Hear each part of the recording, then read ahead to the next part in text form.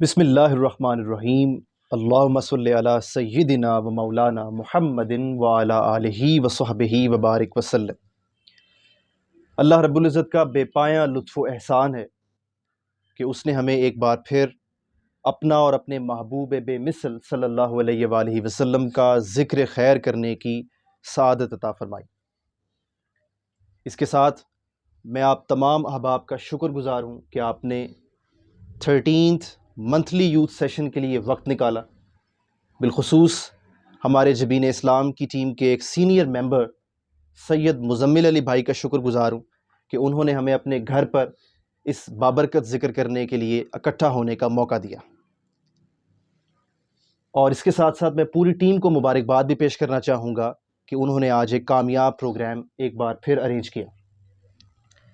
آج کی ہماری گفتگو کا موضوع ایک انتہائی حساس موضوع ہے اور حساسیت کے ساتھ ساتھ اہمیت بھی رکھتا ہے۔ موضوع ہے کہ کیا غیرت مسلم زندہ ہے؟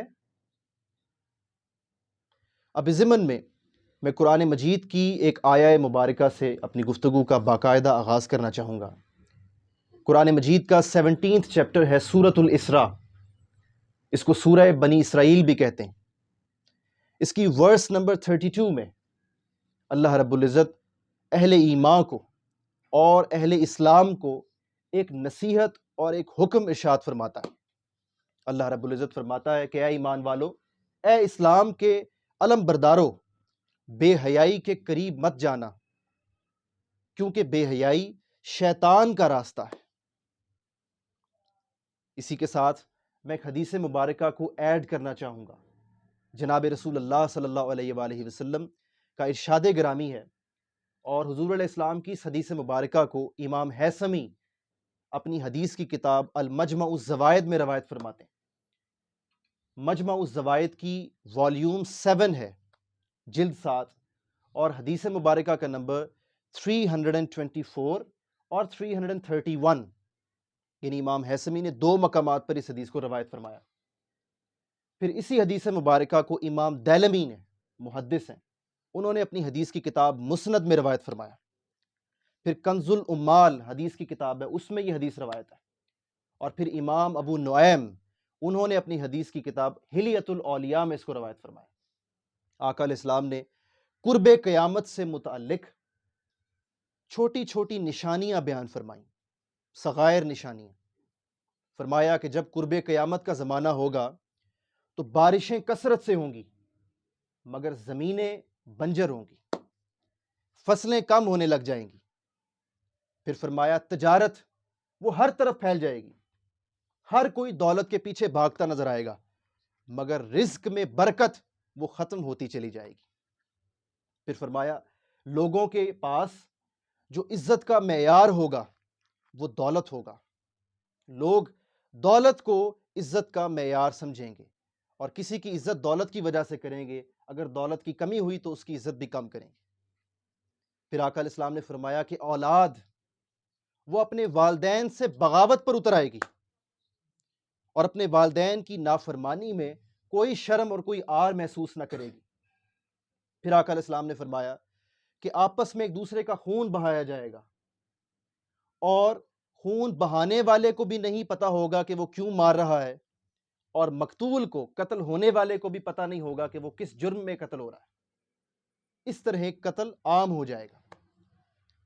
اب یہاں پر جو اگلی نشانیاں آنے والی ہیں وہ بڑی درد بھری ہیں، جو ہمارے آج کے موضوع سے براہ راست جڑی ہوئی ہیں۔ آقا علیہ السلام نے فرمایا قرب قیامت کا زمانہ ہوگا تو کثرت الفاحشہ، فحاشی، بے حیائی اور بدکاری اور زناکاری وہ عام ہو جائے گی۔ پھر فرمایا کہ لوگوں کی اولادیں وہ کثرت کے ساتھ بدکاری کی اولادیں ہوں گی، اور لوگوں کو خود بھی خبر نہیں ہوگی کہ ہماری اولاد حلال کی ہے کہ حرام کی۔ پھر فرمایا کہ بددیانتوں کو امانتیں دی جانے لگیں گی، اور ایمانداروں پر تہمت اور بہتان لگائے جانے لگیں گے۔ وَيُصَدَّقُ الْكَاذِبُ وَيُكَذَّبُ الصَّادِقُ، جو جھوٹے ہوں گے ان کو سچا کہا جائے گا، اور جو سچے ہوں گے ان کو جھوٹا کہا جائے گا۔ اب یہاں پر ایک لمحے کو غور کیجئے، آپ سب یوتھ کے ریپریزنٹیٹیوز یہاں بیٹھے ہوئے، نمائندے بیٹھے ہوئے ہیں، غور کیجئے کہ کیا ہمارے پیغمبر صلی اللہ علیہ وآلہ وسلم قرب قیامت کی یہ ساری نشانیاں جو ہمیں واضح فرما رہے ہیں، کیا حضور علیہ السلام خوشگواری کے انداز میں یہ باتیں ساری بتا رہے ہوں گے؟ کس قدر آقا علیہ السلام کا دل دکھی ہوگا جب یہ ساری باتیں ارشاد فرما رہے ہوں گے، تو ہمارے آقا کا دل کتنا دکھی ہوگا۔ اور حضور صلی اللہ علیہ وآلہ وسلم کے دکھ پر میں یہاں پر آپ کو اندازہ آپ کیجئے کہ آقا علیہ السلام جب دکھی ہوتے ہیں تو قدرت کا سارا نظام دکھی ہو جاتا ہے۔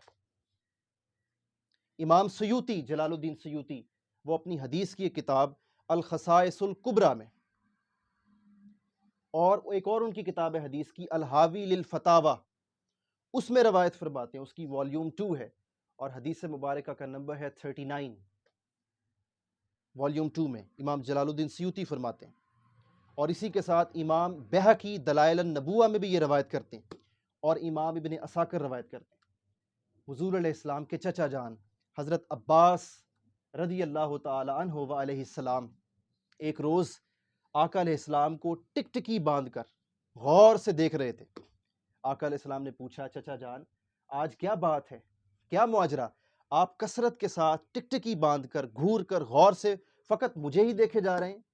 حضرت عباس فرمانے لگے، یا رسول اللہ سلام علیک، مجھے آپ کے بچپن کا ایک زمانہ یاد آ گیا۔ آقا علیہ السلام نے پوچھا، چچا جان وہ کیا واقعہ تھا؟ فرمانے لگے، وہ واقعہ یہ تھا کہ جب آپ 40 دنوں کے تھے، فقط 40 دن آپ کی عمر مبارکہ تھی، تو میں ایک روز آپ کے پنگھوڑے کے قریب آیا، میں نے غور کیا کہ رات کا وقت ہے، آپ چاند کے ساتھ محو گفتگو ہیں اور چاند آپ کے ساتھ محو گفتگو ہے، آپ کچھ چاند کے ساتھ باتیں کر رہے ہیں اپنے بچپن کے لاڈ بھرے انداز میں، اور چاند آپ سے باتیں کر رہا ہے۔ اور پھر میں نے ملاحظہ کیا، واللہ میں نے دیکھا، مشاہدہ کیا کہ آپ کی انگشت مبارکہ جب دائیں طرف جاتی ہے تو چاند دائیں طرف سرک جاتا ہے، اور جب آپ کی انگشت مبارکہ بائیں طرف سرکتی ہے تو چاند بھی بائیں طرف کو ہو لیتا ہے۔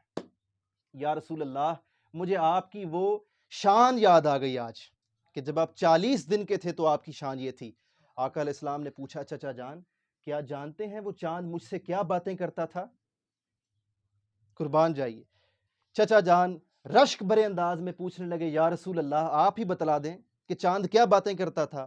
آقا علیہ السلام نے فرمایا، چچا جان وہ 40 دن جب میری عمر تھی تو سیدہ دائی حلیمہ سعدیہ سلام اللہ علیہا نے مجھے جس کپڑے میں لپیٹا ہوا تھا، اس کپڑے نے مجھے دائیں طرف سے ہلکا سا کاٹا، کپڑے میں مجھے چبھن محسوس ہوئی دائیں طرف سے، تو چاند مجھے کہنے لگا، لا تبکی یا حبیب اللہ، اے اللہ کے حبیب آپ مت روئیے گا، چونکہ اگر آپ کے آنسو کا ایک قطرہ بھی زمین پر گر پڑا تو یہ زمین قیامت تک کے لیے بنجر ہو جائے گی، اس زمین سے پھر سبزہ اگنا بند ہو جائے گا، فصلیں اگنا ختم ہو جائیں گی، انسان کے لیے غذائی قلت ہو جائے گی، قیامت تک کے لیے انسان کو غذائی اجناس میسر نہ آئیں گے۔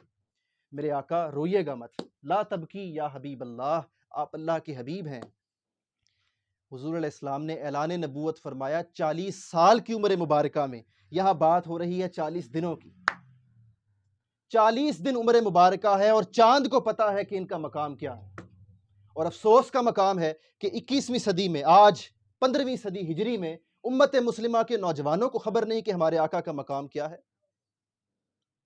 وہ بے مثل و بے مثال آقا جن کے حوالے سے سیدنا ابو سعید خدری فرماتے ہیں رضی اللہ تعالیٰ عنہ، صحیح البخاری کی حدیث مبارکہ ہے، صحیح بخاری کی حدیث مبارکہ کا نمبر ہے 6119، 6119۔ سیدنا ابو سعید خدری فرماتے ہیں رضی اللہ تعالیٰ عنہ کہ ایک باپردہ کنواری خاتون کا جو حیا اور شرم کا عالم ہوتا ہے، باپردہ کنواری خاتون کی جو شرم و حیا کی سطح ہوتی ہے، ہمارے آقا کی شرم و حیا کی سطح اس سے بھی بڑھ کر تھی۔ ہمارے آقا اس قدر شرم والے تھے، ہمارے آقا اس قدر حیا والے تھے۔ کس قدر افسوس کی بات ہے کہ آج ہم ایک طرف حضور صلی اللہ علیہ وآلہ وسلم کی محبت کا دم بھرتے ہیں، ایک طرف ہم حضور علیہ السلام کی محبت کے نعرے لگاتے ہیں، اور دوسری طرف ہماری نظروں میں حیا اور شرم ختم ہو چکی۔ آخر وہ وقت کب آئے گا کہ جب ہم اپنے ضمیروں کو جھنجھوڑیں گے، اپنی شخصیتوں کو سنوارنے پر وقت صرف کریں گے اور پہچانیں گے کہ ہمارے آقا کی تعلیمات کیا تھیں، ہمارے آقا ہم سے کیا چاہتے تھے۔ اسی کے ساتھ آقا علیہ السلام نے ایک اور مقام پر فرمایا، صحیح البخاری اگین، حدیث کا نمبر ہے 9 جسٹ، صحیح بخاری کی شروعات میں ہی حدیث مبارکہ آتی۔ آقا علیہ السلام نے فرمایا کہ حیا، اس کی کیا اہمیت ہے دین میں اور ایمان میں۔ فرمایا ایمان کے 60 سے زائد درجات ہیں، 60 سے زائد درجات ہیں، اور حیا ان 60 میں سے سب سے اہم حصہ ہے۔ حیا کے بغیر ایمان مکمل نہیں ہوتا، شرم کے بغیر ایمان مکمل نہیں ہوتا۔ پھر آقا علیہ السلام نے ایک اور موقع پر ارشاد فرمایا، اگین صحیح بخاری، اور حدیث کا نمبر ہے 3483، 3483۔ آقا علیہ السلام نے فرمایا کہ حیا اور بے حیائی، اس میں کیا فرق ہے اور کیا اہمیت ہے۔ فرمایا جب انسان بے حیا ہو جاتا ہے، جب اس کی حیا ختم ہو جاتی ہے، نگاہوں کی، نظروں کی شرم ختم ہو جاتی ہے، تو پھر اس سے شیطان جو چاہے کروا سکتا ہے۔ جب حیا ختم ہو گئی، بے حیائی پر آ گیا، تو شیطان کا راستہ ہے، اب شیطان جو چاہے اس سے کروا لے، وہ کرتا چلا جائے گا، وہ راہ ہدایت اور راہ حق سے بھٹک جائے گا۔ سو آج جس دور میں ہم زندگی گزار رہے ہیں، خاص کر آج کے دور کی بات اگر کریں تو اس دور میں بے حیائی کی جلغار بہت تیز ہے۔ آج کی اس نشست کا بیسک پرپز اور بنیادی مقصد یہ ہے کہ ہم اپنے ملک میں اور اپنے معاشرے میں نوجوانوں کو ایک پیغام دیں، ان کے ضمیروں کو جھنجھوڑیں، ان کو بتلائیں کہ اصل دین کا پیغام کیا ہے اور ہم آج کیا کر رہے ہیں۔ ایک طرف ہم حضور صلی اللہ علیہ وآلہ وسلم کی محبت کی بات کریں اور دوسری طرف بے حیائی کا کام کریں تو یہ بات جچتی نہیں۔ کسی نے بڑا خوب کہا تھا کہ دو رنگی چھوڑ دے، یک رنگ ہو جا، سراسر موم یا پھر سنگ ہو جا۔ ایسا نہیں ہو سکتا کہ آپ ایک ٹائم میں چاہیں کہ اللہ کا، اس کی بھی رضا ہمیں حاصل ہو جائے، وہ بھی خوش ہو جائے، اللہ اور اس کے حبیب بھی خوش ہو جائیں، اور دوسری طرف چاہیں کہ اپنا جو نفس ہے، جو اپنے نفس کی خواہشات ہیں، وہ بھی ہم پوری کر لیں، وہ بھی خوش رہیں، شیطان بھی خوش ہو اور اللہ بھی خوش ہو، یہ ممکن نہیں۔ سو آج فیصلہ کرنے کی گھڑی ہے، آج وقت ہے، پھر کسی کو کیا خبر کہ آگے ہمیں کتنا وقت ملے گا۔ اور قرآن مجید نے سورۃ البقرہ میں ورس نمبر 68 میں اللہ تعالیٰ نے ارشاد فرمایا، اوانم بین ذالک، کہ توبہ کا سب سے سنہرا وقت، راہ ہدایت کی طرف پلٹنے کا سب سے آئیڈیل اور اچھا وقت وہ جوانی کا وقت ہے۔ میرے پیارے نوجوانوں، یہ قرآن ہے، اللہ تعالیٰ ہم سے واضح طور پر براہ راست ارشاد فرما رہا ہے کہ اگر راہ ہدایت کی طرف آنا چاہتے ہو تو آئیڈیل ٹائم، بہترین وقت کون سا ہے؟ اوانم بین ذالک، بین درمیان کو کہتے ہیں، جو درمیانی عمر ہے، نہ بچپن ہو نہ بڑھاپا ہو۔ بچپن میں ہوش نہیں ہوتی، بڑھاپے میں جوش نہیں رہتا، تو بڑھاپے میں تو جوش جب چلا جاتا ہے ہر کوئی آ جاتا ہے دین کی طرف۔ اصل مزہ تو یہ ہے کہ جب شباب ہو، نوجوانی کا عالم ہو اور صلاحیتیں عروج پر ہوں، انسان چاہے جو سب کچھ کرتا پھرے، برائی کے راستے کھلے ہوئے ہوں، گمراہی کے راستے کھلے ہوں، اور اس دور میں انسان ہدایت کی طرف آ جائے، تو اس سے بڑی توبہ اور اس سے بڑا حق کی طرف آنا وہ ہو نہیں سکتا۔ اسی کے ساتھ اب یہاں پر ہمیں ایک اور نقطہ غور کرنا ہوگا کہ ہم کس کی طرف جا رہے ہیں، کس کی پیروی کر رہے ہیں؟ اس ویسٹ کی، اس یورپ کی، جس کے لیٹسٹ فیکٹس اینڈ فگرز کے مطابق میں یہاں پر کوٹ کرنا چاہوں گا سویڈن کا ایک ادارہ ہے، Swedish national council for crime prevention, BRA، اس کو یہاں پر کوٹ کرنا چاہوں گا، ریفرنس دے رہا ہوں، اور یوروسٹیٹس کو۔ وہ ادارہ کہتا ہے کہ یورپ میں سالانہ بنیادوں پر 2 لاکھ سے زائد خواتین کی عصمت دری ہوتی، ان کی عزتیں لوٹی جاتی، اور آج ہم آنکھوں پر پٹی ڈالے، ہم اندھا دھند اسی یورپ کی تقلید کر رہے ہیں، اسی یورپ کی پیروی کرنے میں ہمیں لطف آتا ہے، ہم فخر محسوس کرتے ہیں۔ تو خود سوچئے اپنے ایمان کو جھنجھوڑ کر کہ کیا اسی یورپ میں کہ جہاں سالانہ بنیادوں پر 2 لاکھ سے زائد خواتین کی عصمت دری ہوتی ہے، کیا اس کی پیروی کرنے میں آپ کو کامیابی ملے گی؟ اور انجام ہمارا یہ ہو چکا ہے آج کے دور میں کہ پاکستان وطن عزیز کی بات کر لیں تو لیٹسٹ فیکٹس اینڈ فگرز کے مطابق 10 سے 11 خواتین کی عصمت دری ہوتی ہے روزانہ بنیادوں پر، ہمارے وطن عزیز میں پاکستان 10 سے 11 خواتین سے ان کی عزتیں لوٹ لی جاتی۔ یہ حال ہو گیا ہمارا مغرب کی اور یورپ کی پیروی کرتے ہوئے۔ سو اللہ رب العزت سے ہم دعا گو ہیں کہ اللہ تعالی ہمیں حیا کے راستے پر آنے کی توفیق عطا فرمائے، راہ ہدایت کو پہچاننے کی وہ آنکھ نصیب فرمائے کہ جو آنکھ دیکھ سکے کہ حق کیا ہے اور باطل کیا ہے، اور ہمیں اپنے پیارے حبیب صلی اللہ علیہ وآلہ وسلم کی حقیقی محبت عطا فرمائے، وہ محبت، وہ عشق جو ہمارے عمل میں جھلکتا نظر آئے۔ والسلام علیکم۔